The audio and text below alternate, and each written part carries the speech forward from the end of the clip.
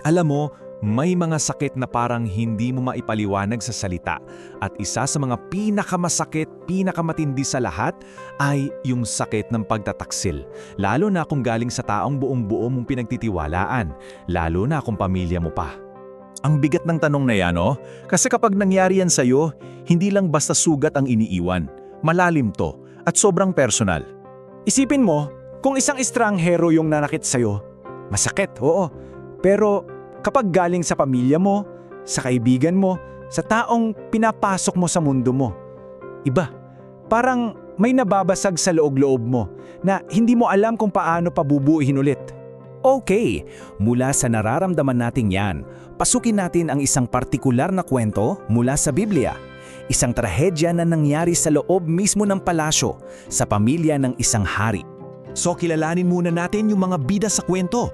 Una, si Tamar, isang prinsesa na inosente, mabait at mapagtiwala. Tapos, andyan din yung half-brother niya, si Amnon. Siya yung panganay na anak ni Haring David, ang tagapagmana ng trono. At dito talaga nagsimula ang lahat ng problema. Kasi yung nararamdaman ni Amnon para kay Tamar, linawin natin, hindi yun pag-ibig. Isa itong maling pagnanasa. Makasarili, mapanganib. Ang gusto lang ay kumuha, hindi magbigay. At itong pagkahumaling na to, grabe. Hindi lang ito simpleng crush ha. Kinain na nito ang buong pagkatao niya. Naging sentro na ng mundo niya. At unti-unti, binalot ng dilim yung pag-iisip niya. At syempre, sa mga ganitong sitwasyon, madalas may kasama pang masamang impluensya, di ba? Pumasok sa eksena ang pinsan niyang si Jonadab. Ang description sa kanya sa Biblia, isang napakatusong tao. Sa halip na tulungan si Amnon, binigyan pa niya ito ng isang napakasamang plano. Tingnan nyo yung plano nila. Ang tuso, di ba? Step 1, magpanggap kang may sakit. Step 2, hilingin mo sa tatay nyo, sa hari, na si Tamar mismo ang mag-alaga sa'yo.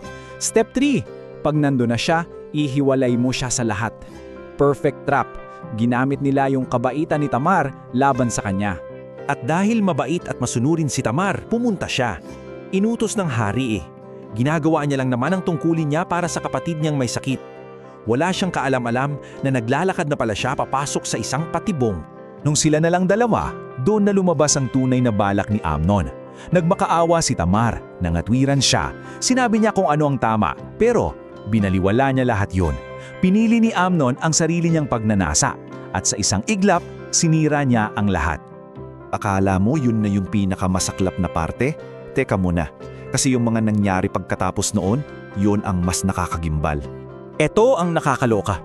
Pagkatapos mismo ng ginawa niya, yung sobrang pagmamahal na nararamdaman daw ni Amnon, biglang naging matinding poot. Pinalayas niya si Tamar na parang basura. Ganyan ang itsura ng pagnanasa, hindi pag-ibig.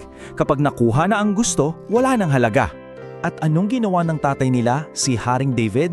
Nabalitaan niya, naggalit siya, pero wala siyang ginawa. At dahil sa katahimikan na yon, nagkaroon ng ripple effect. Ang sakit na naramdaman ng kapatid ni Tamar na si Absalom, naging galit. Nagkimkim siya ng galit sa loob ng 2 taon, hanggang sa humantong to sa paghihigante. Pinatay niya si Amnon, isang kasalanan dahil sa katahimikan ng anak ng isa pang kasalanan. Grabe no? Ang gulo. So ano ba talaga ang mga aral na mapupulot natin sa madilim na kwentong to? Himayin natin ang papel ng bawat isa. Kay Amnon, nakita natin ang panganib ng pagnanasang hindi mo kinokontrol. Kay Jonadab, nakita natin kung gaano kalaso ng maling payo mula sa isang kaibigan. Kay David, ang hari, natutunan natin na ang pananahimik sa harap ng kasamaan ay may mabigat na kabayaran. At kay Absalom, ipinapaalala niya sa atin na ang paghigante at ang hustisya ay dalawang magkaibang bagay. So, para i-summarize, heto yung formula ng trahedya. Una, isang pagnanasa na hindi pinigilan. Pangalawa, isang masamang payo na nagtulak pa lalo. At pangatlo, isang katahimikan mula sa taong dapat sana ay umaksyon. Yun ang nagpalala sa lahat. Okay, napakabigat ng kwento. Pero, sa gitna ba ng lahat ng sakit at kadilimang to, may pag-asa pa bang mahahanap?